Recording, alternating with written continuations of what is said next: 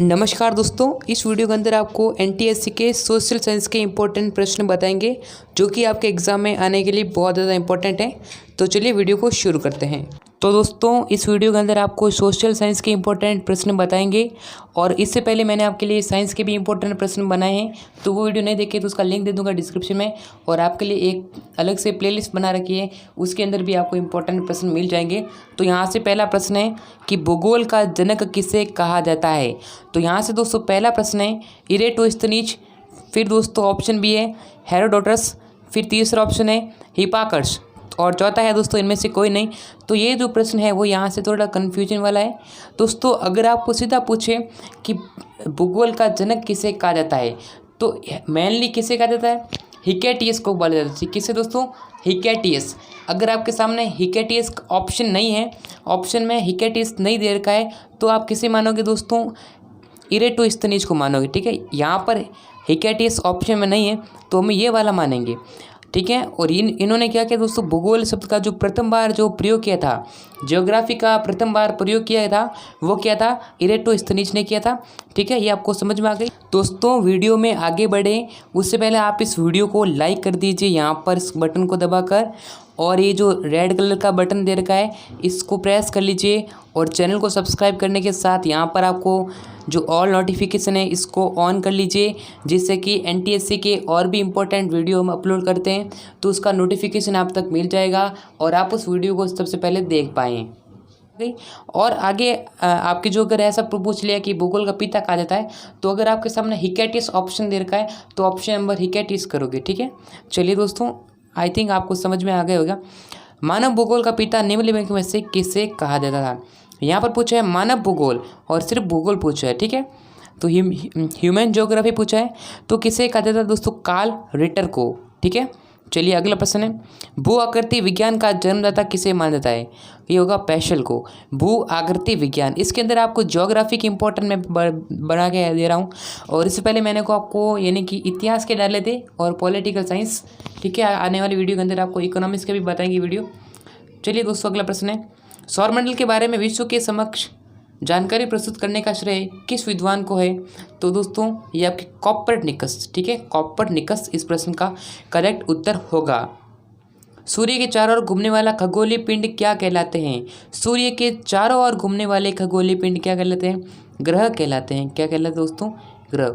सूर्य के चारों ओर घूमने वाले खगोलीय पिंड है उन्हें हम बोलेंगे ग्रह। तो यहाँ पर आपके सामने ऑप्शन है कि ग्रह है, उपग्रह है, पुच्छल तारा है, जिसे ध्रुव तारा बोलते हैं। ये सभी दोस्तों, अगर आप किसी भी क्वेश्चन के अंदर अटक गए हो तो आपको उस क्वेश्चन का फोटो खींचना है, उसे क्रॉप करना है और भेज देना है डाउटनेट एप्लीकेशन पर। आपको 5 सेकंड के अंदर उस क्वेश्चन का वीडियो सॉल्यूशन मिल जाएगा। फिर चाहे आपका कोई भी क्वेश्चन हो, physics, chemistry, math, biology, science, या फिर दोस्तों होमवर्क का हो, CBSE board, UP, Bihar, Maharashtra, Rajasthan, MP या अदर बोर्ड का, या फिर दोस्तों क्लास 6 से क्लास 12 तक IIT जेईई मेंस और एडवांस के लेवल तक आपको सॉल्यूशन मिलेगा। और दोस्तों डाउटनेट ऐप पर क्लास 9 से क्लास 12 तक लाइव क्लास चल रही है हिंदी और इंग्लिश मीडियम में। और दोस्तों डाउटनेट पर आप यहाँ पर 3 करोड़ से ज़्यादा बच्चे डाउटनेट ऐप पर पढ़ाई कर रहे हैं, तो आप भी और डाउटनेट ऐप को डाउनलोड कीजिए, लिंक वीडियो के डिस्क्रिप्शन में। तो यहाँ पर होगा क्या होगा दोस्तों, ये आपका हो जाएगा ग्रह। सौरमंडल में कुल कितने ग्रह हैं। सौरमंडल में कुल कितने ग्रह पूछा दोस्तों, ग्रहों की संख्या कितनी है, 8 है, ध्यान रखना 8। यहाँ पर ऑप्शन दे रखे 9, लेकिन 8 है। ठीक है, पहले 9 थे लेकिन अब यहाँ पर 8 है। ठीक है, 8 होगा राइट आंसर। अगला प्रश्न है किसी ग्रह के चारों ओर परिक्रमा करने वाले छोटे आकाशीय पिंड को क्या कहते हैं। छोटे आकाशीय पिंड किसके दोस्तों, किसी ग्रह के चारों ओर परिक्रमा करने वाले छोटे जो आकाशीय पिंड है उन्हें हम क्या बोलते हैं, उपग्रह बोलते हैं दोस्तों। ये आपको पता होगा। तो यहाँ पर उपग्रह option number C correct answer होगा। ग्रहों की गति का नियम किसने प्रतिपादित किया था। ग्रहों की जो गति है उसका नियम किसने प्रतिपादन किया था दोस्तों, केपलर ने किया था। किसने किया था, केपलर। यानी कि यहाँ पर आपको केपलर भी ऑप्शन दे रखा है, फिर गैलीलियो भी दे रखा है, न्यूटन, या फिर इनमें से कोई नहीं, तो केपलर राइट आंसर होगा। सौरमंडल की खोज कितने की, बहुत ही इंपॉर्टेंट है। सौरमंडल की खोज कोपर्निकस ने की थी दोस्तों। चलिए दोस्तों अगला प्रश्न निकालते हैं, यहाँ से कोई दिक्कत नहीं। सौरमंडल का जन्मदाता किसे कहा जाता है। सौरमंडल का जन्मदाता पूछा है दोस्तों, सौरमंडल का जन्मदाता होगा सूर्य। एक ग्रह की अपने कक्ष में सूर्य से न्यूनतम दूरी को क्या कहा जाता है। तो दोस्तों क्या कहा जाता है, उपसौर कहा जाता है। ठीक है, उपसौर हो जाएगा राइट आंसर। और अगला प्रश्न दोस्तों यहाँ से, ब्रह्मांड में विस्फोटित तारा कहलाती है। ब्रह्मांड में जो विस्फोटित तारा है वो होगा दोस्तों अभिनव तारा। निम्नलिखित में से कौन एक तारा है? दोस्तों सूर्य तारा है। कौन तारा है? तो पृथ्वी, सूर्य, चंद्रमा या फिर ठीक है, तो ये देखिएगा सूर्य एक तारा है। ठीक है, निम्न से कौन सा एक तारा है? तो दोस्तों सूर्य एक तारा होगा। ऑप्शन सी बिल्कुल करेक्ट उत्तर। सूर्य प्रकाश धरती पर पहुंचने में कितने समय लेता है? दोस्तों सूर्य प्रकाश धरती पर, सूर्य का प्रकाश है वो धरती पर पहुंचने में कितना मिनट लेता है? 8 लेता है, 30 से 8 मिनट 3 सेकेंड। चलिए था अगला प्रश्न लेते हैं। सूर्य के सबसे दूर का ग्रह कौन सा है? तो सूर्य का जो सबसे दूर का ग्रह है, सूर्य का जो सबसे दूर का ग्रह है वो होगा दोस्तों वरुण ग्रह।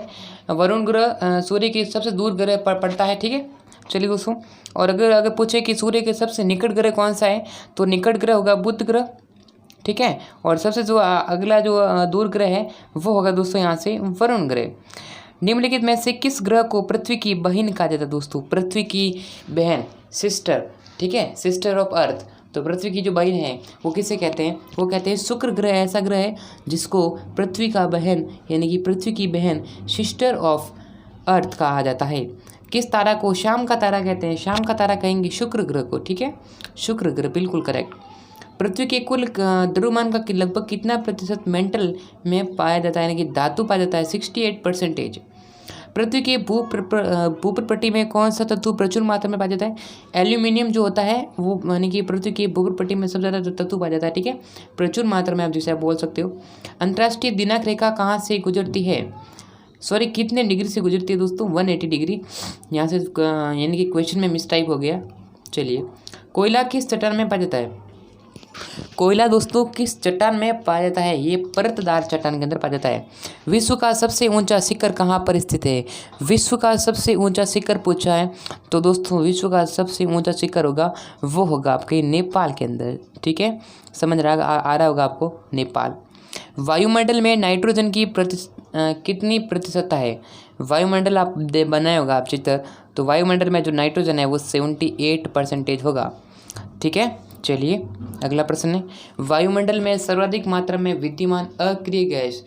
ठीक है, अक्रिय गैस बोला है आपको, ऐसी गैस जो क्रिया नहीं करती, अक्रिय गैस वो होगा ऑर्गन।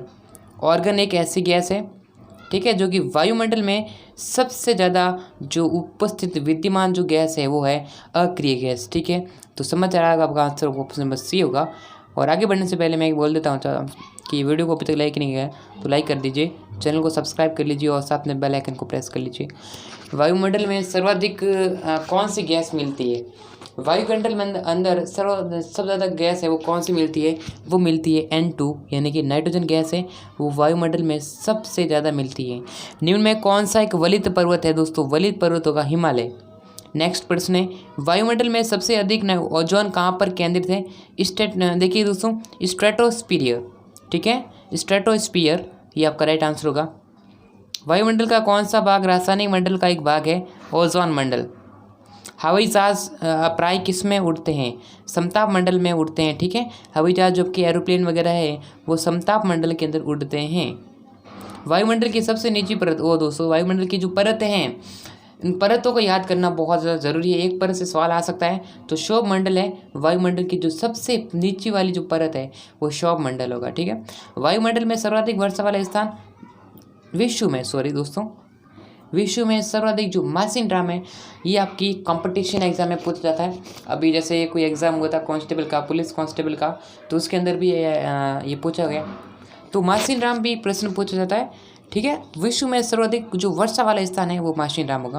विश्व की सबसे बड़ी जो मीठे पानी की मीठे जल की झील है वो सुप्रीवियर झील है। दोस्तों ये बहुत ही इंपॉर्टेंट प्रश्न है कि विश्व की जो सबसे मीठे पानी की झील है वो दोस्तों सुप्रीवियर झील है। दोस्तों बहुत इंपॉर्टेंट प्रश्न यहाँ से निकल के आया है। विश्व का सबसे ऊंचा जल प्रपात कौन सा है? एंजिल। एक वर्ल्ड का भी पूछ सकता है और एक इंडिया का भी पूछा जा सकता है, तो आपको इंडिया एंड वर्ल्ड दोनों के आंकड़े हैं वो आपको याद करने हैं। रेगिस्तान में बादल अवक्षेप होकर क्यों नहीं बरसते? दोस्तों क्योंकि कम जो आर्द्रता होती है वहाँ पर। ठीक है, कम आर्द्रता के कारण, कम नमी के कारण। विश्व की सबसे बड़ी खारे पानी की झील कौन सा? दोस्तों कैस्पियन सागर। कैस्पियन सागर पूछा है आपसे। निम्नलिखित में से कौन विश्व की सबसे बड़ी झील है? कैप्सियन सागर। वही दोस्तों सिंपल क्वेश्चन है, किस महाद्वीप को श्वेत महाद्वीप के नाम से जाना जाता है? अंटार्कटिका जो महाद्वीप है उसको हम श्वेत महाद्वीप जाना जाते हैं, ठीक है। चलिएगा, श्वेत महाद्वीप, ठीक है दोस्तों, समझ आ रहा होगा प्रश्न। नेक्स्ट प्रश्न लेते हैं, क्षेत्रफल की दृष्टि से विश्व का सबसे छोटा महाद्वीप कौन सा है? क्षेत्रफल की दृष्टि से विश्व का जो सबसे छोटा महाद्वीप है वो पूछा गया, तो ऑस्ट्रेलिया बहुत ही यानी कि सबसे छोटा, बहुत ही इम्पोर्टेंट है प्रश्न। पृथ्वी के वायुमंडल का सर्वाधिक घनत्व कहाँ पर होता है? पृथ्वी के वायुमंडल का जो सर्वाधिक घनत्व वो कहाँ पर होता है? वो होता है आपका क्षोभ मंडल में अंदर, ठीक है। चलिए, निम्नलिखित में से किसे विश्व की छत कहा जाता है? विश्व की छत, पामीर को विश्व की छत कहा जाता है। विश्व का सबसे बड़ा महासागर प्रशांत महासागर, ये दोस्तों अपने 6th and 7th क्लास के अंदर पढ़ा होगा आई थिंक। तो विश्व का सबसे बड़ा महासागर है वो पूछ लिया, तो सबसे बड़ा जो महासागर होगा वो है आपका प्रशांत महासागर, ठीक है दोस्तों। चलिए हम अपने अगले प्रश्न की तरफ चलते हैं। अगला प्रश्न यहाँ से हमारा है, विश्व का सबसे छोटा, अगर दोस्तों सबसे बड़ा पूछे तो प्रशांत महासागर और सबसे छोटा पूछे तो वो है आर्कटिक महासागर, ठीक है। कन्फ्यूजन क्लियर हो गया होगा आपका।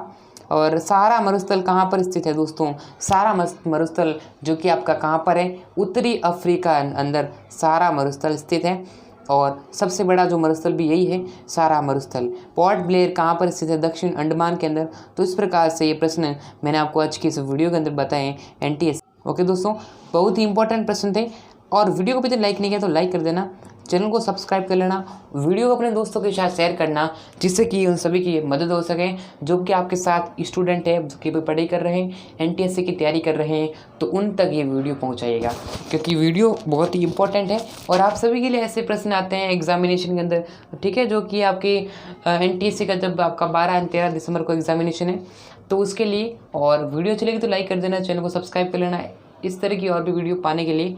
और वीडियो को नीचे कमेंट करके जरूर बताइए आपके आंसर क्या क्या है। आपको आंसर बताना नीचे कि आपने इस क्वेश्चन के अंदर कितने प्रश्न सही किए। और टेलीग्राम चैनल को ज्वाइन नहीं किया तो उसका लिंक दे देगा डिस्क्रिप्शन में, वहाँ पर आपको टेलीग्राम चैनल को ज्वाइन कर लेना है। वहाँ पर आपको भी NTSC के ऐसे इंपॉर्टेंट प्रश्न मिलते हैं। और चैनल को सब्सक्राइब कर लेना है, वीडियो को शेयर करना है अपने दोस्तों के साथ, अपने मित्रों के साथ, ठीक है। तो फिर मिलेंगे नेक्स्ट वीडियो के अंदर, तब तक के लिए जय हिंद और जय भारत।